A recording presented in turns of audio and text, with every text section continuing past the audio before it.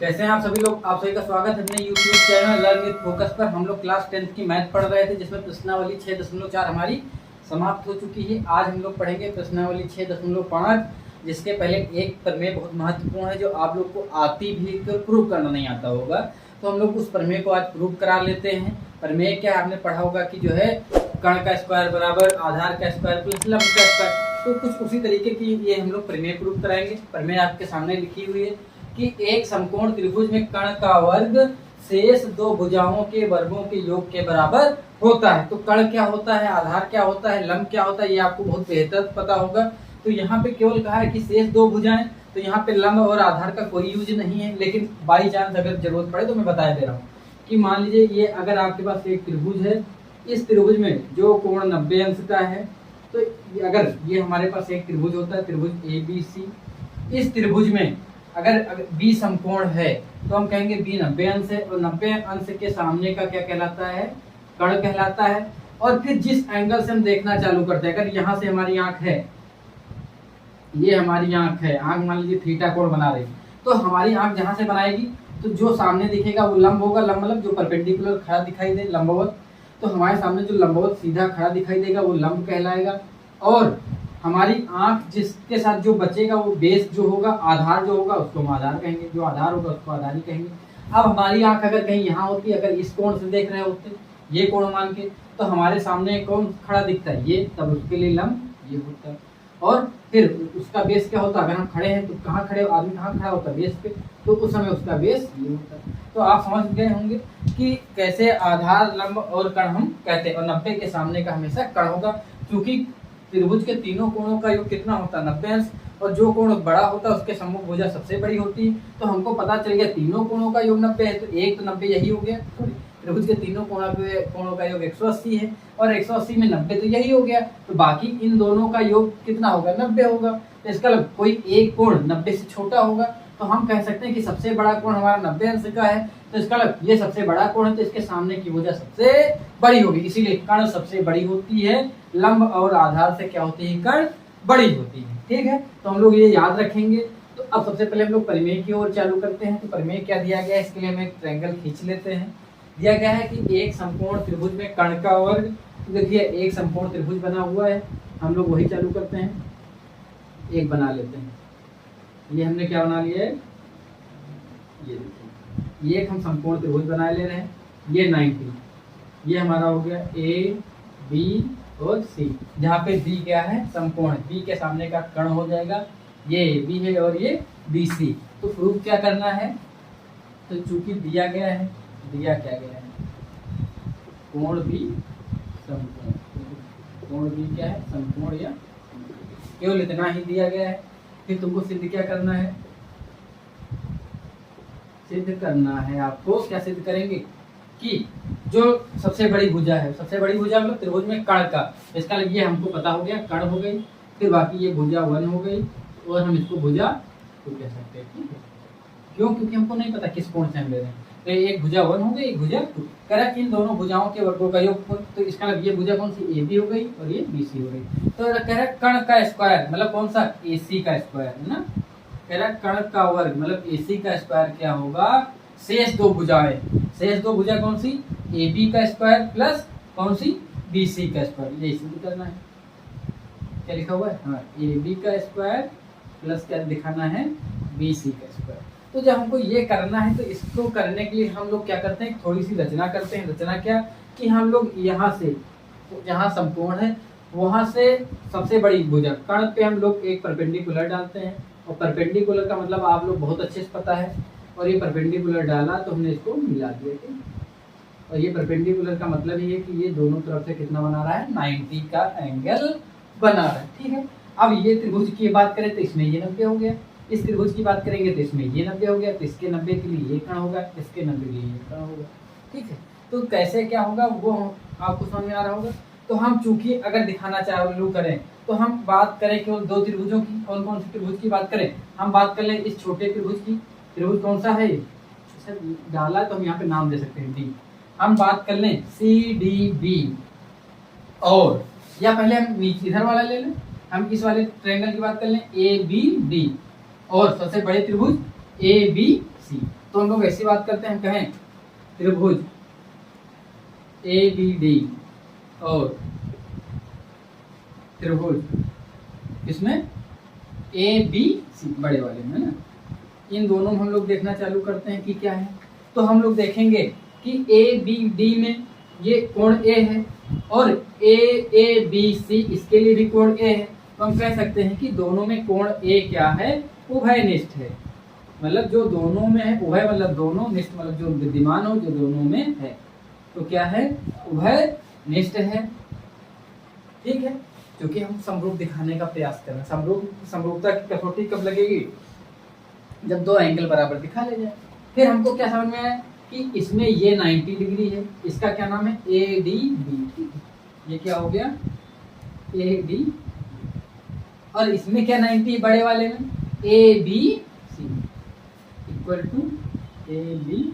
जिस कोण को दिखाना होता है उसको बीच में रखने बराबर समकोण। ठीक, अब दो चीजें हमने बराबर दिखा ली, तो हम लोग कह सकते थे AA समरूपता की कसौटी से, AA समरूपता की कसौटी से, AA समरूपता की कसौटी से दोनों समरूप हो जाएंगे। तो हम लोग लिखेंगे त्रिभुज ABD, त्रिभुज ABD समरूप त्रिभुज ABC। अगर ये समरूप हैं तो हम लोग आसानी से क्या कर सकते हैं, बोलो, कि इनकी भुजाओं का अनुपात ले सकते हैं। क्यों, क्योंकि समरूप त्रिभुज में क्या होती हैं, दोनों त्रिभुजों की संगत भुजाओं का अनुपात क्या होता है, बराबर होता है। तो हम लोग चालू कर लें। सबसे पहले किसका चालू करें, हमने कहा इसमें 90 के सामने की भुजा कौन सी ले ली, छोटे वाले में। इसमें छोटे वाले में 90 की सामने की भुजा ले ली AB, और फिर बड़े में 90 के सामने की भुजा लोगे तो क्या आएगा, AC। तो हम लोग छोटे में 90 की सामने की भुजा लेंगे AB, और बड़े में 90 की सामने की भुजा लेंगे तो बड़े का 90 यह है और इसका 90 के सामने का क्या है, AC। फिर हम लोग इसके सामने की भुजा ले सकते थे, इस वाले कोण दोनों का उभयनिष्ठ, इसके सामने की भुजा ये क्या होती, BD होती, और इसी के सामने की ये भुजा बड़े वाले त्रिभुज की क्या होती, BC होती। तो हम लोग BD अबान BC भी लिख सकते थे। फिर एक बची है भी तीसरी, तो हम लोग लिख सकते थे जो एक कोण बचा हुआ है, कौन सा कोण बचा हुआ है, इस छोटे वाले त्रिभुज का ये बचा हुआ है, इसको हम लोग क्या लिख सकते हैं, AD। और बड़े वाले त्रिभुज में एक एंगल बचा हुआ है, ये, इसके सामने की भुजा क्या हो गई, AB। तो हमको जरूरत केवल किसकी थी, इसकी है ही नहीं, तो हम लोग इसको मिटा देते हैं, तो ये भी आपस में बराबर होगा ऐसे। तो अब बताओ, इसका हम कैसे मल्टीप्लाई कराते हैं, तो AB का AB से मल्टीप्लाई होगा, हो जाएगा तुम्हारा AB², और ये इधर क्रॉस मल्टीप्लाई कराओगे तो क्या हो जाएगा, AC डॉट AB। समीकरण 1 हो गया। ठीक, अब इसके बाद ये समीकरण 1 है। अब मैं इसको इधर वाला मिटा देता हूं, आप लोग आसानी से कर लेंगे, मैं इधर को मिटा रहा हूँ। अब हम दो त्रिभुज की बात करते हैं, कौन से, फिर कहानी ये हमने ये लिया था कि एक बार ये ले लें, ये फिर बड़ा वाला त्रिभुज। ठीक है, तो ये त्रिभुज लोगे, हम कहेंगे त्रिभुज, कौन सा त्रिभुज, छोटा वाला क्या है, BDC, और त्रिभुज क्या, बड़ा वाला क्या हो जाएगा, ABC ना। अच्छा, एक बात याद रखना कि हम दोनों हमेशा समरूप दिखा सकते हैं, और समरूप आएगा ही, क्यों, क्योंकि ये 90 है और एक एंगल और दिखा ले जाएंगे तो अपने आप वो समरूप हो जाएगा। क्या होंगे, हम लिखेंगे समरूप होंगे, ब्रैकेट में लिख लें, आप लोग उसी प्रकार दिखा दीजिएगा, क्या होंगे, समरूप होंगे। तो इनकी भी भुजाओं का अनुपात ले लें, तो इसमें छोटे वाले के 90, इसके 90 का सामने का क्या है, BC है, और बड़े वाले में 90 का सामने क्या है, AC है। ठीक है, फिर इसमें हम ले सकते थे किस कोण का, जो दोनों में उभयनिष्ठ हो। तो इसमें छोटे, इसमें देखना ये वाला उभयनिष्ठ है, छोटे वाले में भी यही है और बड़े वाले में भी है। तो छोटे वाले के लिए सामने की भुजा क्या है, BD है, बड़े वाले के सामने की, इसकी सामने की भुजा क्या है, AB। फिर एक कोण बच गया, तो छोटे वाले में ये वाला इतना बचा हुआ, इसके सामने की भुजा क्या हो गई, CD हो गई, और बड़े वाले के सामने में कौन सा कोण बच गया, ये वाला, इसके सामने की भुजा क्या हो गई, BC हो गई। हमको इसकी जरूरत नहीं, इसलिए हम इसको मिटा देते हैं। ये इसका पहला तीसरे से बराबर है, कैची मल्टीप्लाई कराएंगे तो BC का BC कराएंगे, क्या हो जाएगा, BC² हो जाएगा। फिर AC का CD से मल्टीप्लाई कराएंगे, AC डॉट CD हो जाएगा। अच्छा, ये समीकरण हमारी 2 बन गई। अब हम समीकरण 1 और समीकरण 2 को जोड़ लेते हैं। जोड़े तो देखिए क्या होता है, हम कहेंगे A B square plus B C square, देखो A B square plus B C square, और इधर वाली भी दोनों जुड़ेंगी। ए सी डॉट क्या लिखा हुआ है इधर, ए सी डॉट ए डी तो लिखा हुआ है ना, फिर ये वाला जोड़ दो उसी में, ए सी डॉट सी डी। दोनों में ए सी कॉमन है, आप लोग ए सी बाहर निकाल लेंगे, अंदर क्या बचेगा A D plus C D. और हम लोग देखें कि ए डी और सी डी है कहाँ, तो हमको दिख रहा है कि ए डी इतना है फिर सी डी इतना है, फिर इसका मतलब ये पहले इतना जोड़ें फिर इतने में ये इतना जोड़ लें, तो टोटल कितना हो जाएगा, ये पूरा हो जाएगा, और पूरा कितना है ए सी है, अर्थात इन दोनों की हम ए सी लिख देंगे, तो ए सी डॉट ए सी हो जाएगा।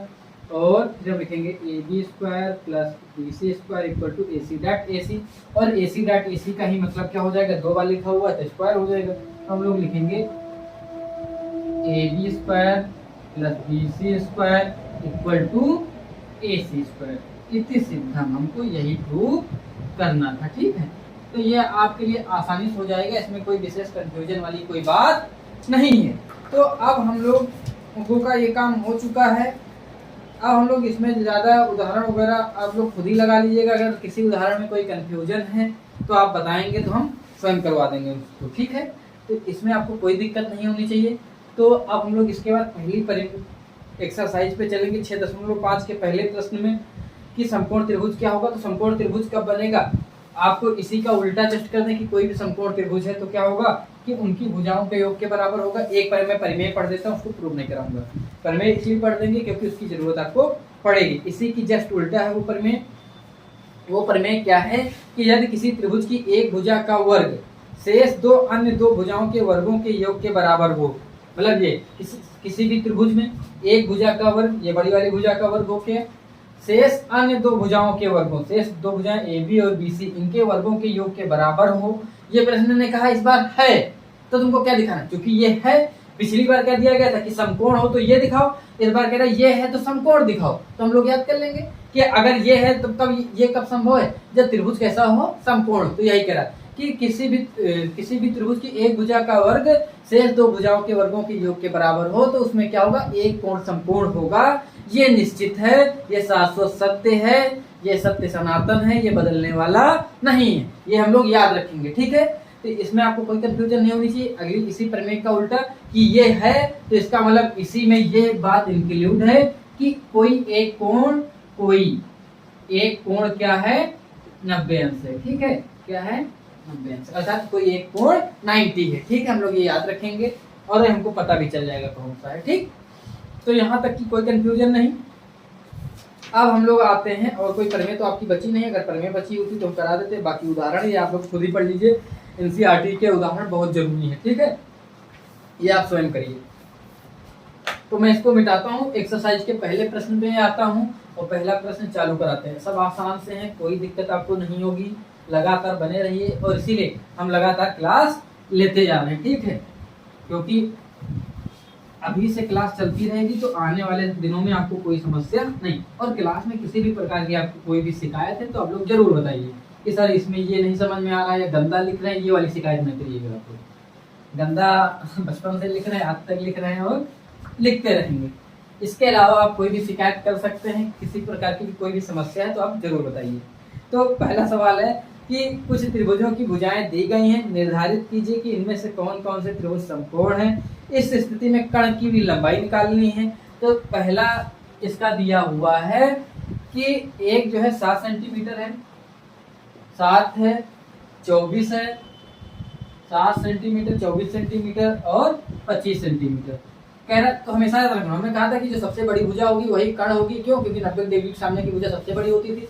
तो कर्ण का स्क्वायर ही आधार का स्क्वायर प्लस लंब का स्क्वायर, इस तरीके से याद कर लो। ये हालांकि लिखाया नहीं गया था उसमें। कर्ण का स्क्वायर बराबर, दो भुजा होती तो एक भुजा को अगर आधार मान ले तो दूसरी लंब ही बचेगी, तो आधार का स्क्वायर प्लस लंब का स्क्वायर, ठीक इस प्रकार है। तो हम लोग अगर दो भुजा लंब ये ना लिखें, क्योंकि यहाँ इंक्लूड नहीं, जब ट्रिग्नोमेट्री पढ़ाएंगे तो हमें बताएंगे क्यों, क्योंकि जब कोण होता है तब जरूरी हम लिखेंगे भुजा 1 का स्क्वायर प्लस भुजा 2 का स्क्वायर, ठीक है। तो भुजा 1 का स्क्वायर भुजा 2 का। तो ये कर्ण इसमें से पहले ही पता होगा, जो सबसे बड़ी होगी वो कर्ण होगी। तो कर्ण का स्क्वायर क्या करना है, मतलब 25 का स्क्वायर करना है। और ये कितना होना चाहिए, शेष दो भुजाओं के वर्गों के योग के बराबर, अर्थात 7 और 24 के वर्गों के योग के बराबर करना है। तो 7 का स्क्वायर करेंगे, 24 का स्क्वायर करेंगे, तो हम लोग देखेंगे कि 7 का स्क्वायर 49 होता है, 24 का स्क्वायर कितना होता है, 24 का 24 से करोगे तो कितना आ जाएगा, 576 आएगा, और 576 24 जोड़ो 49 जोड़ोगे तो 625 आएगा, और 625 स्वयं 25 का स्क्वायर करोगे 625, अर्थात ये आपस में क्या है, बराबर है। तो हम कह देंगे कि ये बराबर है, तो इसका लिए कौन सा त्रिभुज है, समकोण त्रिभुज, अतः समकोण त्रिभुज होगा, अतः बराबर ना होता तो समकोण त्रिभुज ना होगा, ठीक, अतः समकोण त्रिभुज है, ठीक। तो इस प्रकार आप कर लेंगे। और कण की लंबाई तो लिखी हुई, कण की लंबाई हमने कहा ना, तो सबसे बड़ी होगी वही कण होगा, तो पहला आपका आसानी से हो गया। फिर इसमें दूसरा प्रश्न दिया गया है, दूसरा भी आप आसानी से कर सकते हैं। दूसरा दिया गया 3 सेंटीमीटर, दूसरे प्रश्न में 3 सेंटीमीटर और कितने सेंटीमीटर, 8 सेंटीमीटर, और कितने सेंटीमीटर, 6 सेंटीमीटर। कह रहा है कि इसमें भी निकालना है, तो सबसे बड़ी भुजा क्या है, 8 है, तो 8 ही होगी सीधी बात, 8 कण हो गया इनके हिसाब से, दृष्टि के हिसाब से। लेकिन फिर 8 का स्क्वायर किसके बराबर होना चाहिए, दोनों छोटी भुजाओं के वर्गों का, 3 का स्क्वायर और 6 के स्क्वायर, तो हम ऐड करेंगे, ये कितना होगा, 36 होगा, 9 होगा, तो 9 + 36 कितना आ जाएगा, 45 आ जाएगा, तो 64 आएगा। तो डज नॉट इक्वल टू 64, आपस में बराबर नहीं, तो ये नहीं होगा। फिर हम लोग तीसरे की ओर बढ़ते हैं। तीसरा प्रश्न दिया हुआ है आपका कि 50 सेंटीमीटर और कितना दिया हुआ है, 80 सेंटीमीटर, और दिया गया है 100 सेंटीमीटर। कह रहा है इसमें, तो सबको पता है सबसे बड़ी भुजा को हम कण कह सकते हैं, तो सबसे बड़ी भुजा क्या हो जाएगी, कण। तो सबसे बड़ी भुजा का स्क्वायर क्या होना चाहिए, शेष दो भुजाओं के वर्गों के योग के बराबर होना चाहिए, तो 100 का स्क्वायर होना चाहिए, कितना, 50 का स्क्वायर प्लस 80 का स्क्वायर, और 50 का स्क्वायर करोगे तो 2500 आएगा, 80 का स्क्वायर करोगे तो 6400 आएगा, 100 का स्क्वायर करोगे तो कितना आएगा, 2 2 4 0, 10,000 हो जाएगा। और ये जोड़ोगे तब भी 80 के बराबर नहीं आएगा, तो इसका ये भी नहीं होगा। फिर हम लोग चलते हैं 13 12 5। अगला सवाल है कि एक त्रिभुज में 13 सेंटीमीटर, 5 सेंटीमीटर और 12 सेंटीमीटर है, ठीक है। तो 13 12 5 कह रहा, तो इसमें कैसा, तो हमने कहेंगे कण क्या होगी, 13 सेंटीमीटर हो जाएगी सबसे बड़ी भुजा। तो 13 का स्क्वायर किसके बराबर हो जाएगा, 5 के स्क्वायर प्लस 12 के स्क्वायर, 5 का स्क्वायर 25, 12 का स्क्वायर 144, और 25 144 जोड़ेंगे 169, 13 का स्क्वायर भी करोगे तो 169, तो ये है, ठीक। तो इसका पहला होगा, चौथा होगा, दूसरा तीसरा नहीं होगा। तो आज की क्लास में छोटी सी ली है, इसमें कोई विशेष दिक्कत नहीं। फिर कल हम लोग इसी प्रश्नावली को और आगे बढ़ाएंगे। अगर कोई भी उदाहरण आपको नहीं समझ में आ रहा तो आप लोग बिल्कुल कह सकते हैं कि सर ये वाला करवा दीजिए, वो हम करवा देंगे। तो आज के लिए आपका इतनी ही क्लास, एक छोटी सी क्लास आपके लिए। फिर मिलेंगे नेक्स्ट क्लास में, प्रयास करेंगे कि आधे से ज्यादा प्रश्न हो जाएंगे, और इस प्रश्नावली को नेक्स्ट 2 लेक्चर में हम लोग समाप्त करवाने का प्रयास करेंगे, ठीक। फिर इसके बाद हम लोग बढ़ेंगे निर्देशांक ज्यामिति, और निर्देशांक ज्यामिति के बाद हम लोग पढ़ना चालू करेंगे त्रिकोणमिति। त्रिकोणमिति के बाद उसी का ही पार्ट आपको मिलेगा, मिला जुला क्या, ऊंचाई और दूरी, ठीक। तो आज की क्लास को यही समाप्त करते हैं।